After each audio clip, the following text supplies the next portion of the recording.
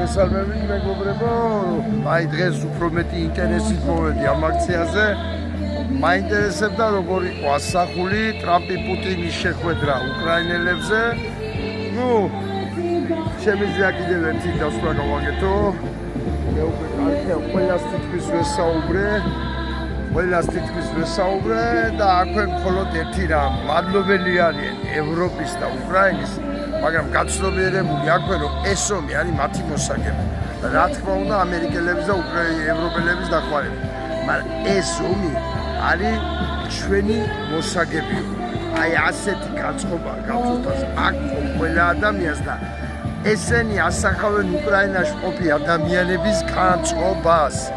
და კიდევ ერთხელ გამისვენ ხაზი, ჩვენ უკვე იმდენი ადამიანი შევწირეთ თავისუფლებას, არანაირი მორალური უფლება არ აქვს, ახლა რამე დათმობაზე წავიდეთ, რამე ტერიტორია დავთოთ, რამე უფლებები დავთოთ.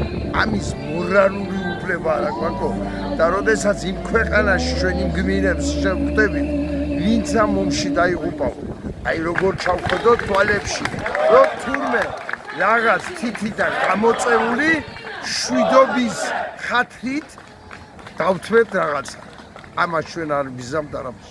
ესენი მზად არიან ბოლომდე ბრძოლისთვის და მინდა ეს ენერგია, ეს ემოცია გადაეცეს ყველა ქართველს. გადაეცეს უზბეკი იქნება, მე კი მოლდაველი თუ ვინც იქნება, ანტირუსული გამარჯვების ჟინი.